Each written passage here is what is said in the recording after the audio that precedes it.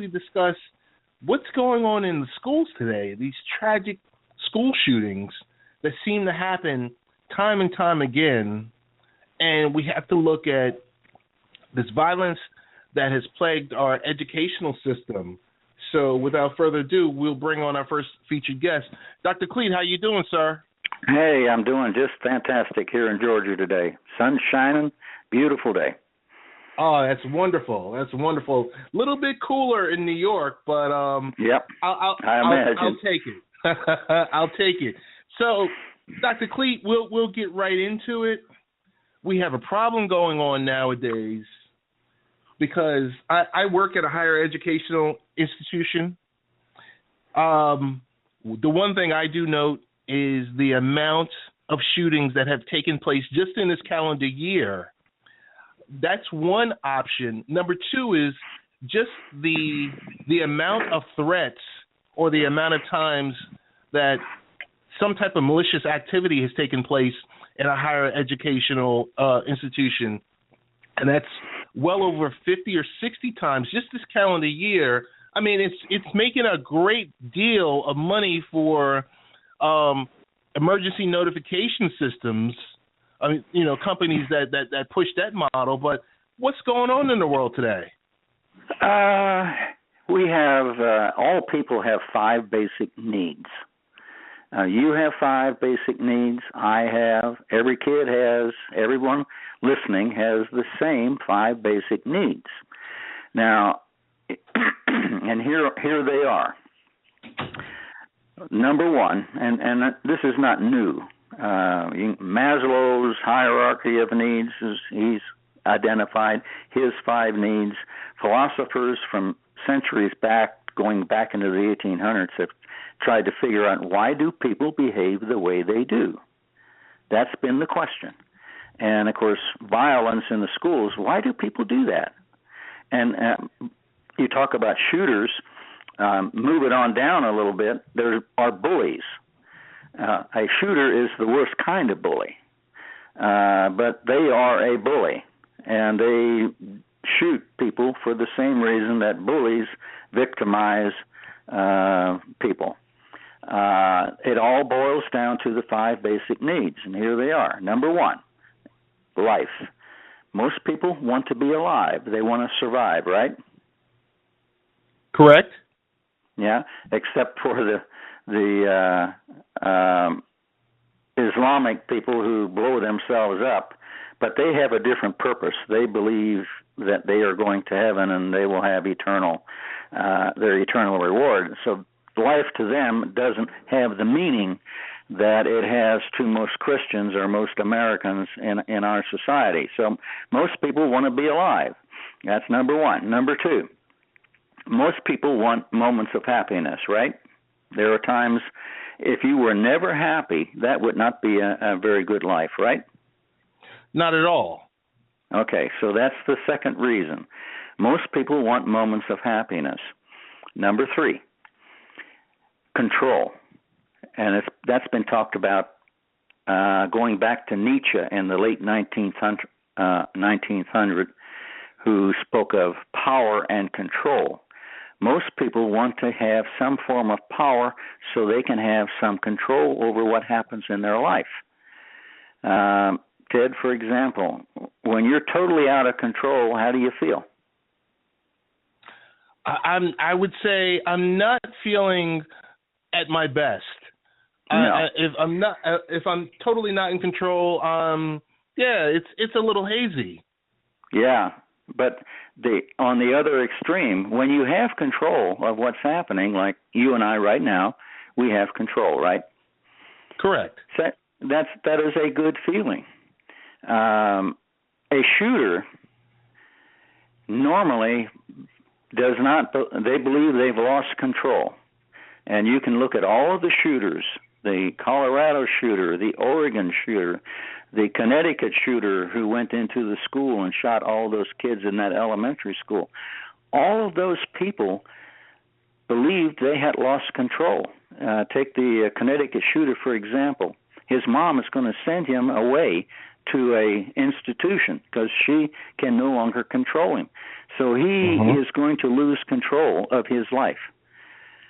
So when you get a gun and you've got a gun in your hand and your finger on the trigger, you have control. Gives them control. So that's the third basic need. And you look at anything that's happening in the world today. You look at the bombings in Paris. That's all about control. Those people, those terrorists, they wanted to control what was happening in that theater, the concert hall, and the restaurant.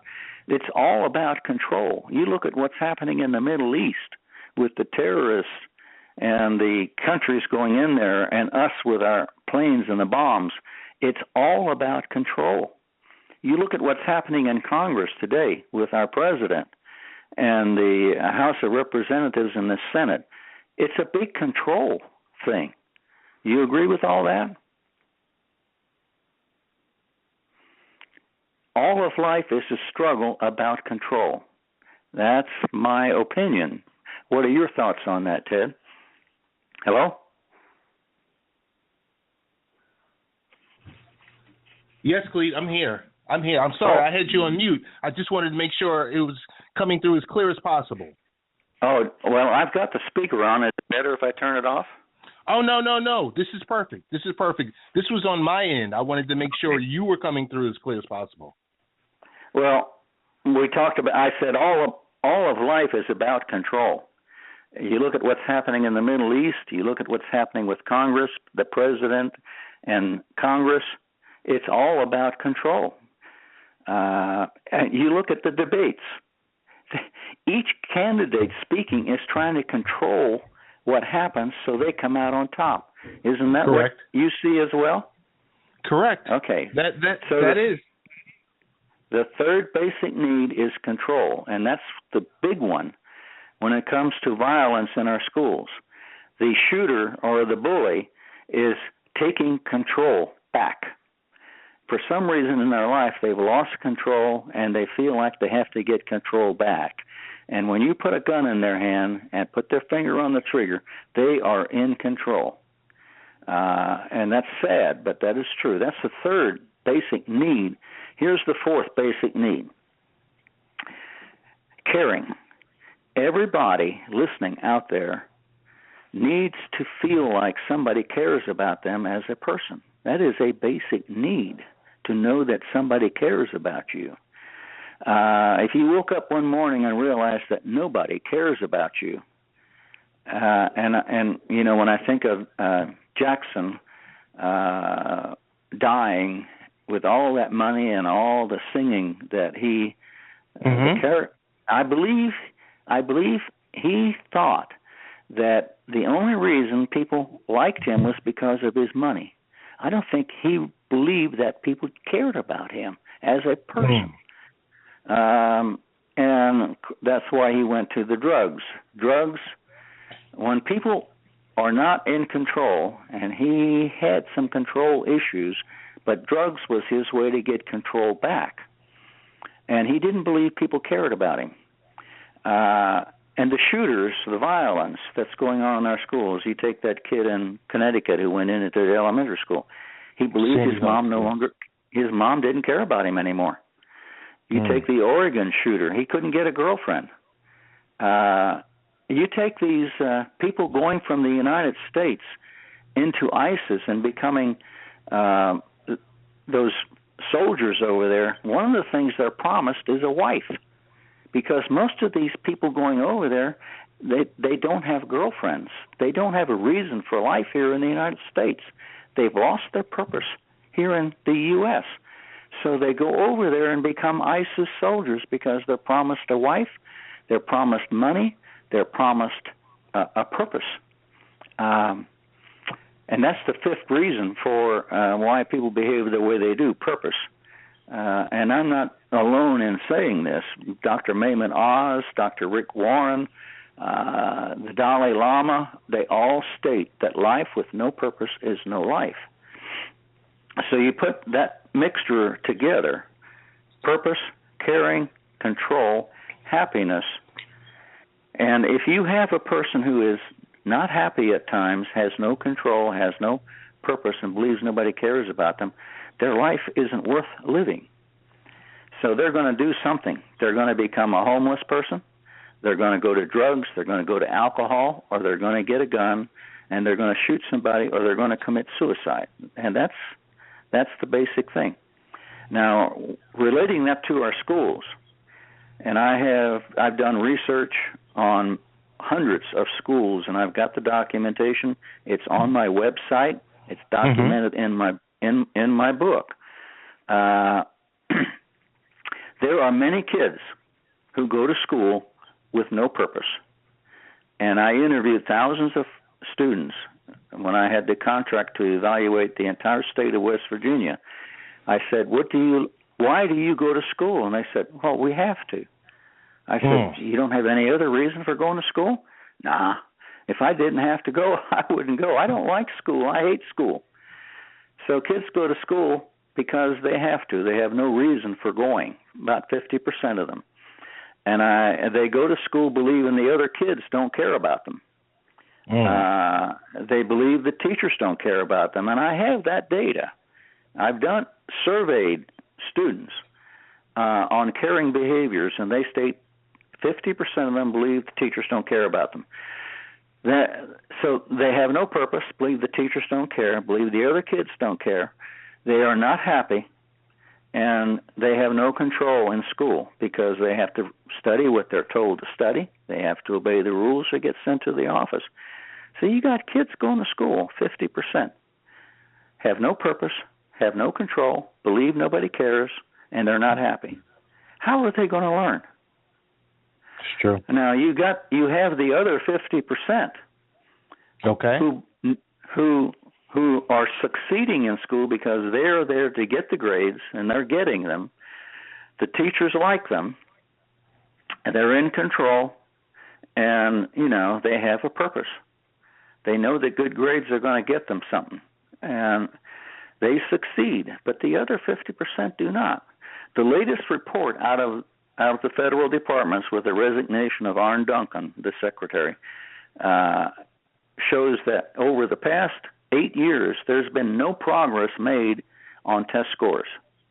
The focus has been on test scores. There's been no improvement on test scores, despite millions and millions of dollars the feds have doled out in Race to the Top. There has been no improvement because that's what the book has written. That's why I wrote the book. There are 6 reasons for low test scores. Number 1 is the 5 basic needs of kids and teachers are not being met. There are many teachers who are frustrated because they are totally controlled by central office. They are told what to teach. They are told what tests are going to be given. They have to teach to the test. They're not happy. They can't control the students, so they're not in control of the classroom. And it's just a nightmare out there. If you just think about it, for the last, going back to Bush and before Bush, they've been trying to improve schools out of the Federal Department of Education, and nothing has worked. Nothing has worked. Dr. Clete, I want to jump in here and say 2 things. Go ahead. One, Rick Warren's book, A Purpose-Driven Life, a must-read. A must-read. Yes. And number 2, I was going to say to you, in regards to low test scores, in regards to trying to fix education, does excuse me one second, does Common Core help or hurt the situation? Hurts. And here's the reason why. Almost all the stuff coming out of the feds deals with curriculum, with what teachers teach. Trying to control what teachers teach. The Common Core gives everybody in the United States a common core. Well, in Alaska, what's important in Alaska is not what's important in Florida or in New York City or in Atlanta. What's important in the city schools in Atlanta is not what's important in Peachtree City, one of the wealthiest school districts in the state in terms of the salaries of the people who live in that community. Peachtree City is where all the airport pilots live. They're very, very wealthy. Common Core for them versus Common Core for the city of Atlanta versus Alaska. Why have a Common Core? You know, every community should have a different curriculum based on what's important in that area. Common Core is a disaster. The feds try to improve schools by focusing on curriculum. Here's the 6 reasons why that will not work. Number 1, the school climate in most schools is not good. In the state of Georgia, they surveyed 2,600 schools in the state of Georgia on climate, and only 10% had a really good climate. 10%. Well, you know, when you walk into a school and the people don't get along and don't feel good about what's going on in that school, how are you going to get good test scores out of that? Number 2, the 5 basic needs aren't being met. Number 3, power and control. There's an overemphasis on control in schools. When people try to control you, Ted, do you resist? Of course you do. It's a natural human tendency. The more people try to control you, you resist. Well, if you have discipline problems in a school, the teachers have to control more and more and more and more. The administration has to control more and more and more. And the more you control, the bigger the problem gets. That's one of the problems. Now, in my book, our book, we talk about how to give control to people without giving it up, because if you're a school principal or a teacher, you cannot give up control. But you have to give control to the kids without giving it up. There are a number of techniques you can do to do that, and we probably don't have time to get into that here, but if you want to talk about how do you give control to people without giving it up, we can do that. No, Dr. Clete, go ahead. Go right ahead. We have a few minutes. Well, the 4th reason for low test scores is levels of openness and trust. Teachers don't trust administrators. Teachers don't trust each other. They are not open with each other. They're afraid to say things because it'll come back to haunt them. So levels of openness and trust are not what they ought to be, and I've got the data to prove that. And just think for a minute, Ted. Are you married? Yes, I am. Okay. What happens in your relationship with your wife if you don't trust each other? It goes south. Yeah, if you're not open with each other and don't trust each other, the relationship goes south. Well, that's what's going on. I've got the data on 11 variables in schools. Levels of openness and trust are always the 2 lowest variables. And then the other reason is the way parents are involved. Parents tend to be involved in elementary schools, but when you get to middle and high schools, they're shut out. The parents don't feel comfortable in those settings, so they're shut out. Well, you get the kids for 6 hours a day, 180 days a year, and then they go home for the other 18 hours and in the community for the other 18 hours. There's no reinforcement of what happens in the schools in those other 18 hours a day or those other 180 days a year. There's no reinforcement, and that's another big problem. How do you get the parents involved? Because one of the biggest problems with many schools is the parents. The parents at home are not good citizens. You know, they're on welfare. They're single-parent families. They are not good role models for their kids. And we're talking, roughly, 30 or 40% of these parents who need help. They need to be educated in their own way. Chapter 5 in the book shows how to do that with a character education program that involves parents in the community. Right now, When I interviewed the teachers in West Virginia, I said, "What do you like about your schools?" And they said, "The parents." And I said, "What don't you like about them?" They said, "The parents." I said, "Whoa, wait a minute." They said, well, the parents, many of these parents undo everything we try to get these kids to do when they go home. So you've got to involve the parents in a meaningful way in the schools if you're going to significantly impact the behavior of the students.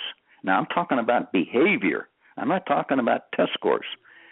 The behavior of the kids when they come into these classrooms, you know, the teacher is up there. Sit down, be quiet, give me that note. Where's your homework? Where's your book? And on with behavior. That's one of the biggest problems with our schools today. The time lost to the instructional process because teachers have to correct the misbehavior of students. That is number one. I'd say 30 days a year of instruction are lost because teachers have to stop teaching to correct kids. On an average hourly day classroom, teachers have to stop 5 to 10 times every class period to correct misbehavior in the classroom. That's time lost. Where do you want to go from here, Ted? Unbelievable. We're gonna wrap this up right now because I think we're gonna need to have you come back for a one-on-one where we can have a little bit more time because we have another guest in the queue. Dr. Clete, want to thank you, and for the most part, give the listeners my website if they want to look up any of the other stuff I've been talking about. www. Do you have it? Oh yes, I have it. But you go right ahead. Go right ahead. Okay, it's WestGA, West Georgia, WestGA abbreviated .edu / tilde, that little squiggly up in the left-hand corner of the keyboard, and C Bulach, Bulach, and all your stuff will come up. That's wonderful. We're going to post it on the Late Night Parents site. Want to say thank you. Also, where can we get your book? Oh, it's on my website or Amazon.com. Put in the last name, Bulach, and culture, school culture, climate, and it should come up. Got you. Dr. Clete, thanks so much. We want to definitely have you back in the near future. Thanks for taking the time today. I appreciate it, Ted, and good luck to your brother. All right. Thanks again.